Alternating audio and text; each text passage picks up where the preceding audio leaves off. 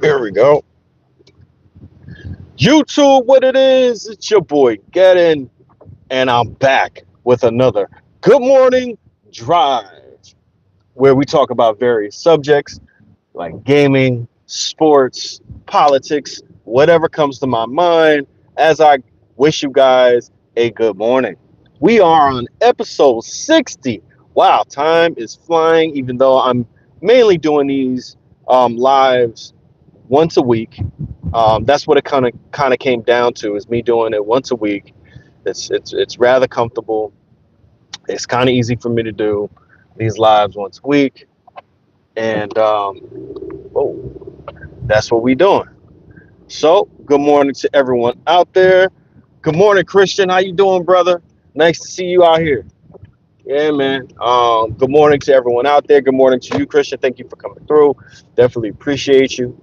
Definitely appreciate the support and all the views and likes that you give my channel. I want to wish everybody a good day, a good week. It's Easter week, and I'm over here in New Jersey. It is 53. I think the high is going to be maybe 60, what, 2 or 1. So it's going to be a beautiful day. So just remember, if you're having a bad day, bad week, bad month, bad year, always try to find some kind of positive in it. Because once you find that positive, you're going to find some new things. You're going to find some positive things in your life. So you just want to try to be as positive as you can be, and you want to be constructive with your own criticisms. You know, you want to make sure that you're not overly confident or never criticizing yourself. But it's always good to look at things in retrospect to see how you can improve. Yeah, man. Christian, you're a religious guy, I see, I think. And that's beautiful. That's good. What do you do for work? Just curious. All right, so my full-time job is definitely not me being on YouTube. you know. Um, hey, but you never know what the future may hold. If my channel ever blows up, or God forbid I get laid off from my full time job, YouTube will be that full time gig, or more than full time gig. So yeah. But what I do for work, I am a graphic designer. I'm a creative, so I have to create. That's that's my fulfillment that I get, is creating and having eyes on it, and saying if it's good or bad. So that's what I do. I'm a graphic designer by trade, and I've been working at the same job at community college for at least 15 and a half years now. My first job was working for a car ad agency, right? And that was going pretty good. I was there for like a year and a little bit of change. I felt like I was about to get a promotion, but then guess what happens? Um, when Obama was in office, there was our first publicized crash, um, and they had to lay people off because it was mainly a car ad agency, and a lot of dealerships, a lot of car manufacturers had to scale back or just simply go out of business.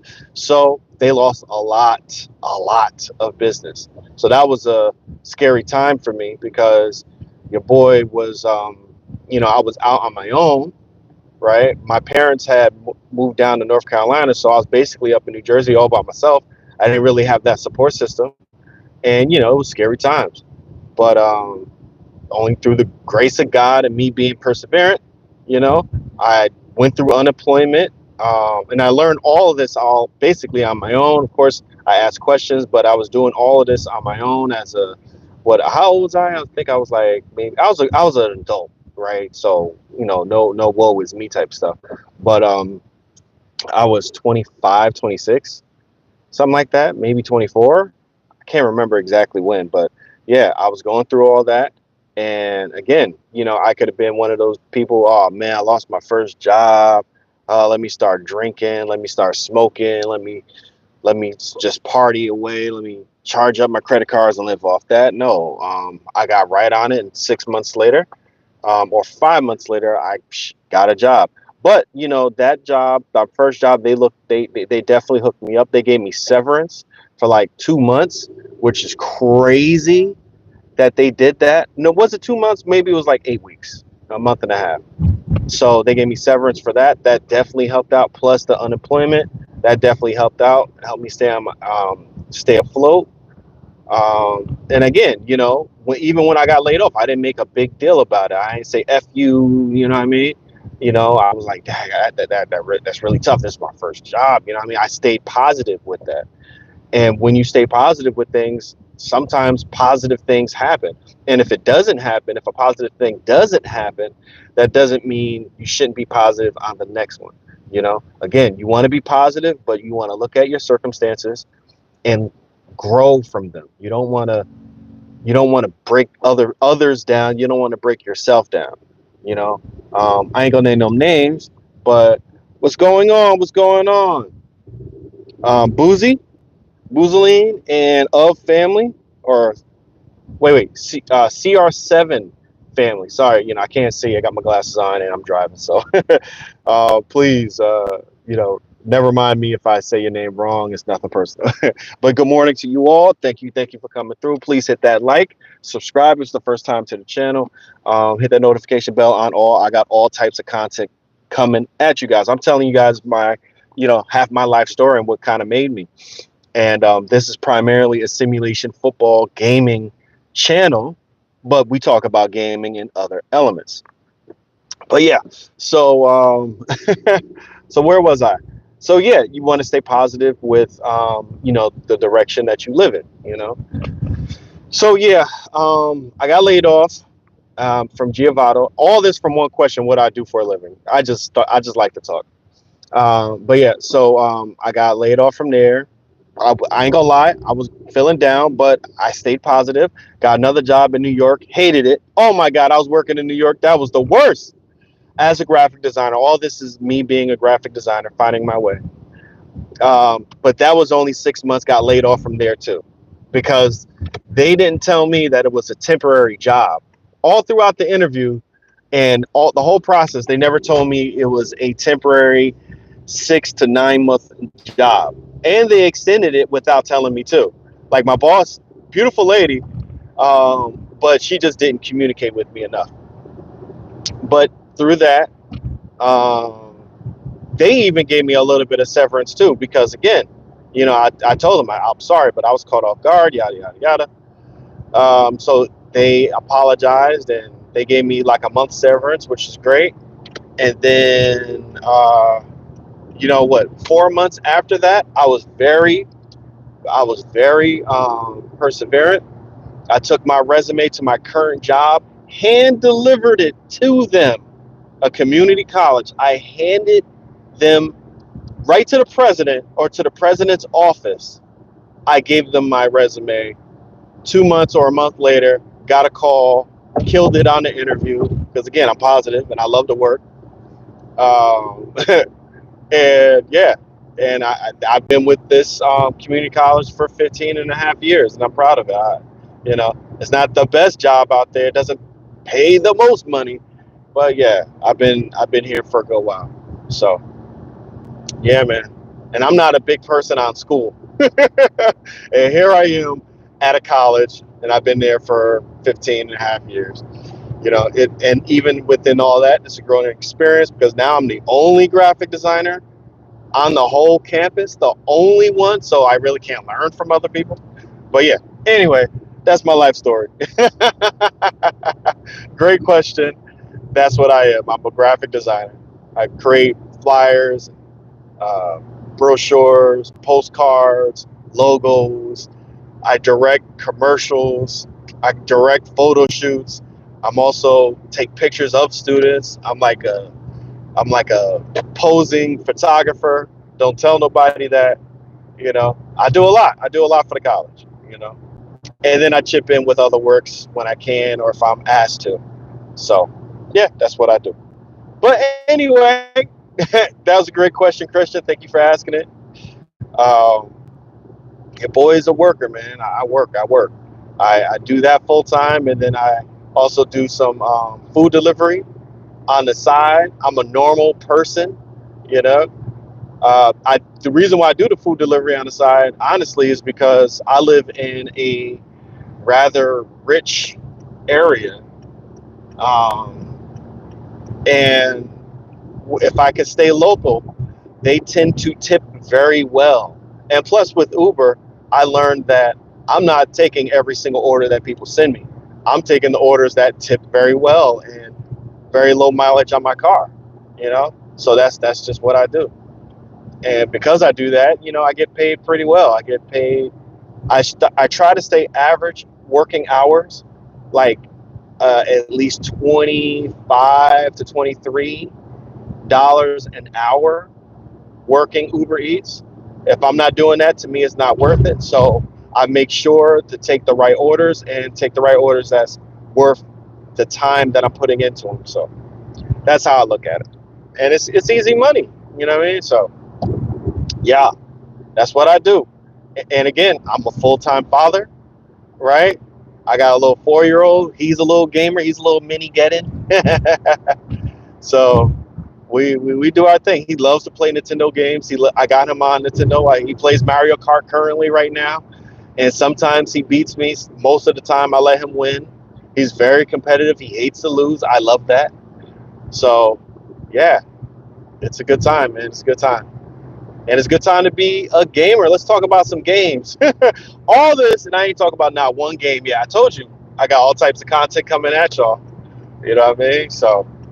We're going to talk about real quickly the Giants, who I don't want them to draft with their first pick. Um, what else? There's a lot of Nintendo hate going on, and some of the hate Nintendo deserves it, but some of the hate Nintendo doesn't. And what was the first thing I wrote on that damn thing? Oh, man. I totally forgot. Okay. Oh, man. That means you're getting two Nintendo Switch 2s. Oh hell no, we getting one and I'm hiding it for a while. he might not see he might not see the Nintendo Switch 2 until he's like 5.5. I'm hiding that sucker. I am hiding that sucker. I can't go. Gotta drive safe here. Hold up.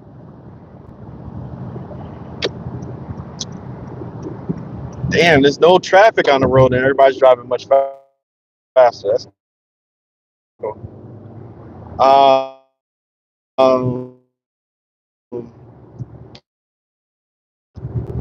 And all that. We have a premiere of Bungie's next game. Thank you, sir.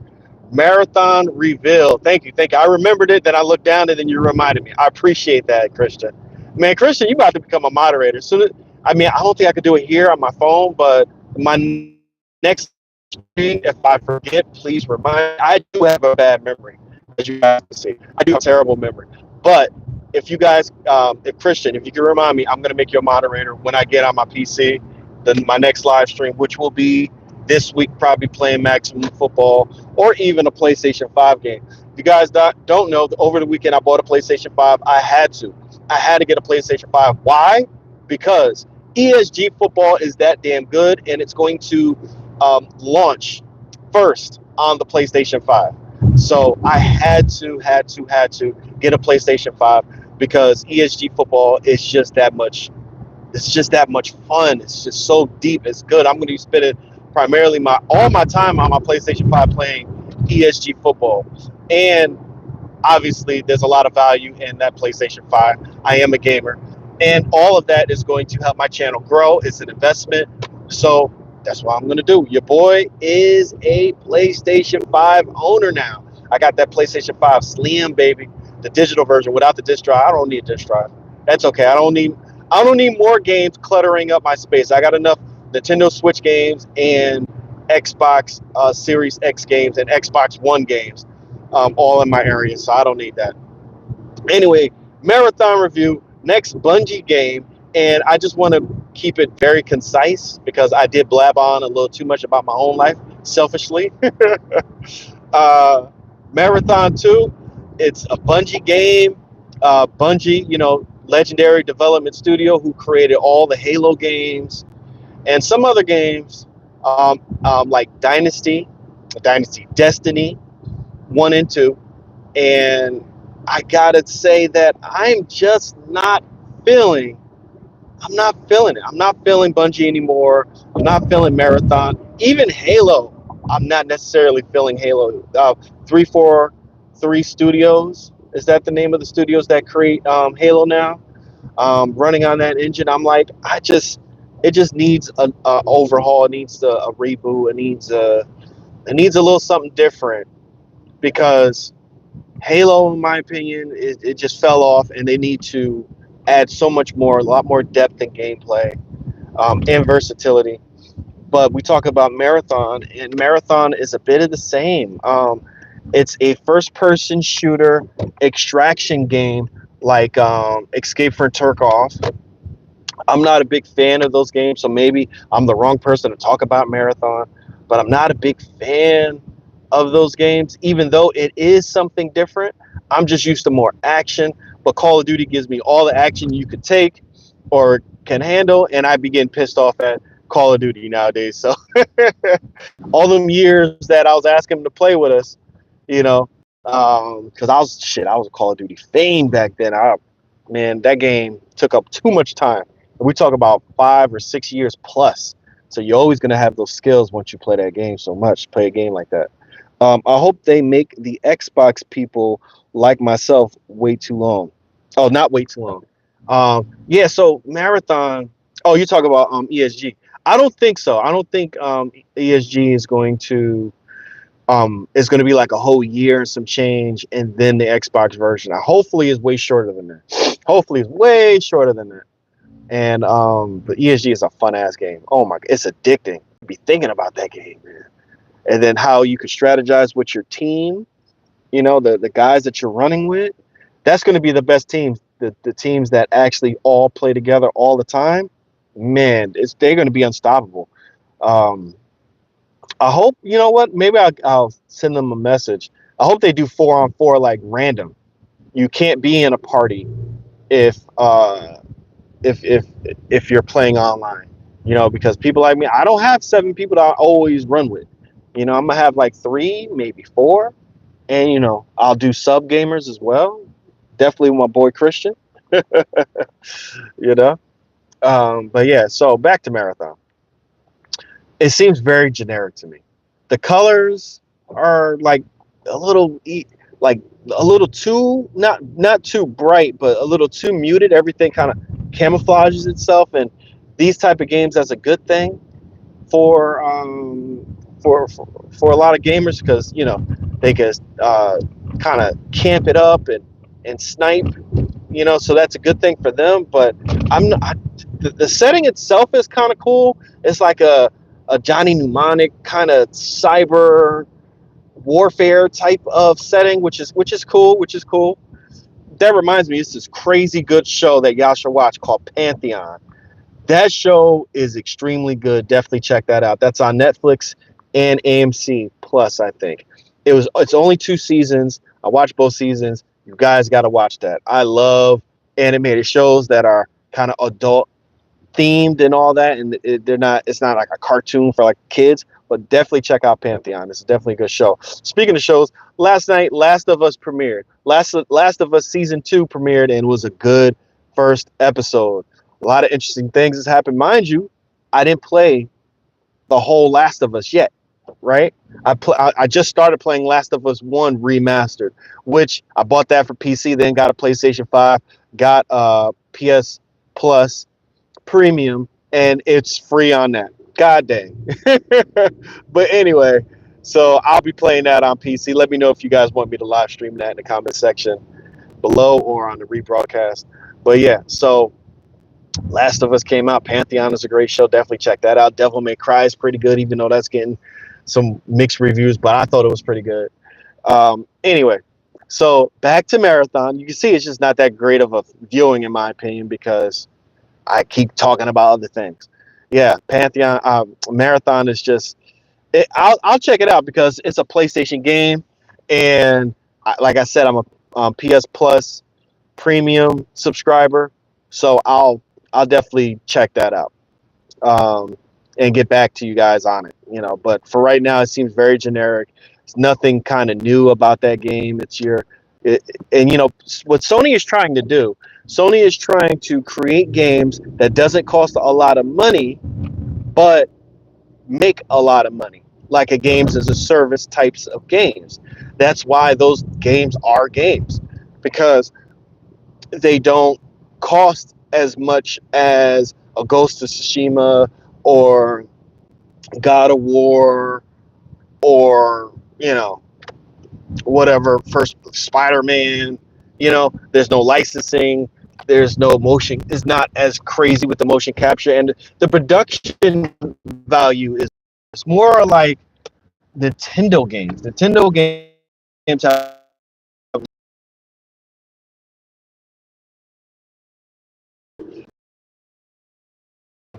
maybe it'll change, but for right now it's doing much, and I barely saw a lot of gameplay.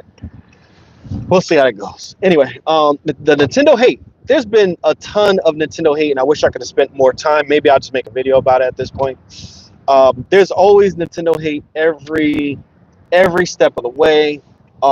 There was hate with the before the Wii came out, when they showed off the motion controls. People were like, I ain't playing that. I was one of them. I ain't gonna lie, but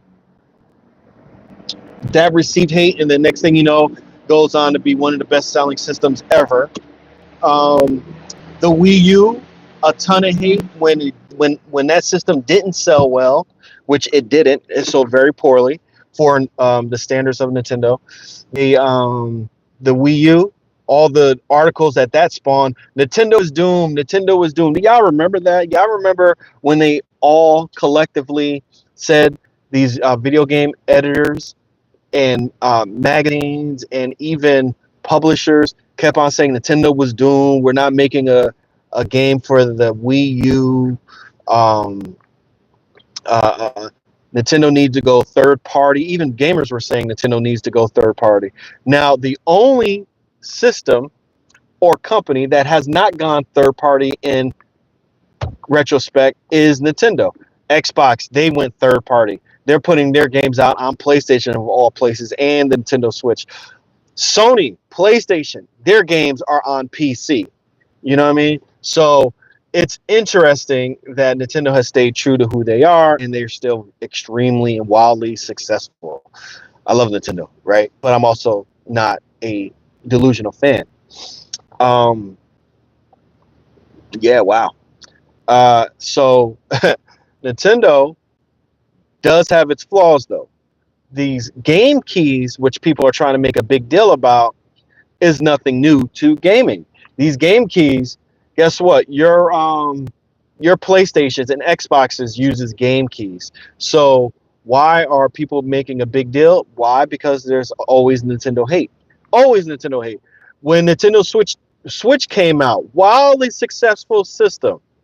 I remember a Titanfall developer saying, I'm not putting my game on that little cartridge. It's not going to be able to fit. Yada, yada, yada, yada, yada. I'm not making these games for the Nintendo Switch. Is too weak, right? That's what they said with the Nintendo Switch. They said Nintendo Switch is going to be too weak, right? But then you had games like The Witcher. You had games, what was Doom Eternal. All these games can be made on Nintendo Switch. It's just the developers or whoever is porting the game just have to do some clever remastering, if you will, to get the game on the Nintendo Switch.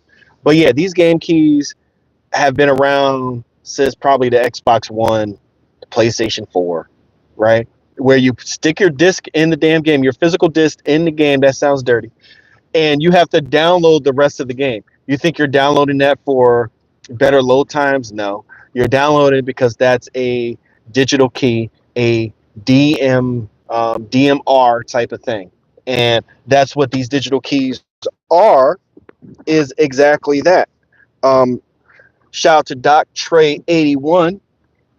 But he brought up something that I necessarily didn't think about, is he said that these game keys are more than likely the idea of third party games, third party developers and publishers, so that they can, you have a cartridge, right, which the space is finite, just like any other medium. You put it into your system and you download the rest of the game. Indiana Jones, the Xbox, was Xbox exclusive, now on PC and PlayStation. You have to download the rest of the game, right? So these game keys are everywhere. They didn't, and Nintendo didn't invent them. So of course, Nintendo gets all the hate. The gamer, what's going on, man? Good morning to you. I hope you're doing well. Um, so we're gonna wrap up the show. The last subject is uh, my NFL Giants. Big Giants fan. I'm also a big Knicks fan, but the Knicks are gonna get swept in the playoffs. I hate to be that guy, but the Knicks are totally gonna get swept in the playoffs. I if they win one or two games, I'd be surprised. But man, our defense is terrible. But anyway, um, and that's so weird coming from a Tom Thibodeau team that our defense is bad. Our defense is normally should be really good, but whatever.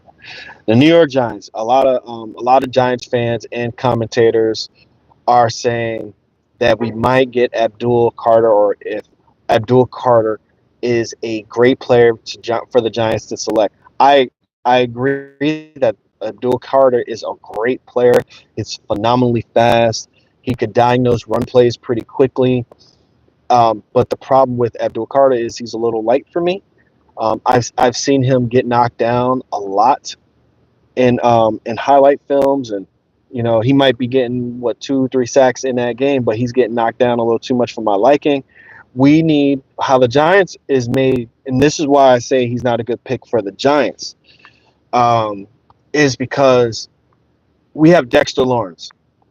Everyone around Dexter Lawrence is light and fast, right? Or quick, or just fast enough, I should say. No one's elite. We need an elite lineman or defender around Dexter Lawrence, right? Abdul Carter, he played the edge. He also played inside linebacker. We need a player that is not one dimensional. And when I don't mean that as any disrespect to Abdul Carter, that young man is a beast. He is extremely fast. But the film that I watched on him, he has 2 or 3 moves. He's extremely fast. He has elite bend. Getting around that corner, he could duck. Not only he could get around the corner like crazy with crazy agility, but he also ducks under the offensive lineman when they go try to block him. So that's an amazing talent that he has. But I need to see somebody like a Justin Tuck. I need to see somebody like a Michael Strahan. See somebody like OCU Minor. OCU Minor was a speed rusher, but he wasn't necessarily amazing in the run game, though he got better at it. We need a defensive lineman if he's going to play edge or even inside linebacker, but he probably play edge if he's drafted by the Giants. We need somebody that's going to do a lot of everything, not a bit of everything, a lot of everything. You gotta have power. You gotta be able to bull rush. You gotta have power moves in your repertoire as a lineman to be around Dexter Lawrence. If you do that, then yeah, we need you. We definitely need you out of the Giants. The Giants GM Joe Shane didn't not draft, but didn't sign a whole bunch of linemen, defensive linemen. We got some pieces, yeah, for sure, but none, I believe, that are going to be day one starters. It's more depth pieces that I think we got in free agency. So I say draft anybody but Abdul Carter in that first round, Giants. If you got Abdul Carter, that means it's not even possible, because that means the big three on the board, because we need a quarterback, a young quarterback to develop. That means Ward and Shador, they're both gone. But at the third pick, you have Hunter or Abdul Carter. Or let's switch it around. If Hunter is gone and Ward is gone, that means you have Shador Sanders. We need a quarterback, right? Get Shador. and Abdul is still on the board. At 3, whatever combination you want, there's going to be a better player that's more suited. I wish we could get Hunter, and if Shador dips into the second round, we draft him, but that's not going to happen. He's not making it past the Saints um, or the Raiders. So I would love if I would love dream scenario. We draft Hunter. We somehow trade and get the 5th pick, and then draft or the 4th pick, and we then draft Shador. Right, Shador and Hunter back on the same team would be epic. Would be crazy. Yeah, you basically want a better Kayvon Thibodeau. If we have Abdul Carter, you're right. He's a better version of Kayvon, and that's great and all. But in my opinion, he's not going to. Abdul Carter is not going to succeed as much as he would if he was on a complete defense. A complete defense. The only problem is we just signed Russ and Jameis. Not sure we'll take a QB round 1. I think the Giants might try to go after Jackson Dart in the 2nd round. That's a good possibility too. We might actually do that. See, that's the beautiful thing that Joe Shane actually crafted. Joe Shane did a good job, in my opinion, in our offseason. We don't have to get a quarterback. Now we're not desperate for a quarterback. So if Ward and Shador ain't around, okay, we'll get Hunter. We'll get Hunter. You know what I mean? So that's a beautiful thing. That's a beautiful situation to be in. To me, Hunter is a generational talent. He's like another Saquon, but as a maybe even better than Saquon because he could play 2 positions. You could have some packages for him on offense, but he could be a full-time defender and lock down one side of the field. And then we got what's my man's name from the Saints? Broke his leg. Abido. I forgot his full name. Abido. He's projected as being a starting cornerback. So now you got almost two lockdown corners. If Shador is the starting corner, which I think he might be for the Giants, starting corner and come in on packages as a wide receiver. That's sick. You got, and then imagine if he's playing full time, both like it's Madden, right? You got Malik Neighbors and Hunter on the field at once. You cannot stop that. That's going to give the defense nightmares, right? The DCs are going to be so it's going to keep them up at night to guard both of these guys. Abido, yeah, I think that's his first name, Paulison. Yeah, we signed him, and he's he's a scrappy corner, good man skills, good ball skills. So I think we'll do well. He'll do well in the defense. But yeah, so that's the video for today. Let me know in the comment section below if I missed anything or you guys want to keep on chatting. Let me know. Holla at your boy. Do you think the Giants will let Hunter play both sides in the NFL? I do. He's so good that I think that he will play both sides, not full time. I don't think it's just too much wear and tear on the body, too much tackling, too much getting tackled, too much blocking, all that. So I think that the Giants will let him play both sides, but in package form. Like he's going to be a full-time in one position and a package in another position. So, and you got to also think about it. You got to look at film. You got to learn to play, right? That's a lot to learn. Right? And when the film session is going, the DBs are filming at the same time the wide receivers are watching film. So it's kind of hard to do both. I'm pretty sure they'll make an exception for Hunter, but he will be in packages. He's going to be in packages for sure. So, but yeah, I'm going to wrap up this live. Thank you guys for coming through. Definitely appreciate all the support that we could get. Man, dang, what kind of contract shit? I don't know. But not crazy. He's going to get a rookie contract. But after that, he going to make making wild money after the 3 and 4 years, especially if he's not franchise tagged and if he's not if he doesn't get hurt, he's healthy and he's successful. What? What? Man, you talking stupid money. He gonna get quarterback money. Maybe even better than quarterback money. I don't know, especially if he's wildly successful. And I can't wait. And I hope if the Giants could draft him, man, listen. Well, if the Giants could draft him, we're not keeping him because that's just the Giants' way.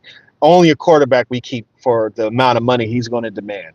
So, yeah, he's going to be a game breaker for real. But yeah, we'll see how it goes. But anyway, you guys have a great day. Thank you for interacting with your boy and hitting that like. I appreciate you guys. You guys have a blessed day, blessed week. Check out my content. I'm dropping at least 2 or 3 videos this week. I think I say that every week and only drop one, but this week for sure I'm dropping 2 or 3, and we live streaming and whatever else pops up. If I have enough time to do it, shit, I'm gonna do it. So you guys have a great one. Y'all stay blessed, and yeah, thanks for the support. Appreciate you.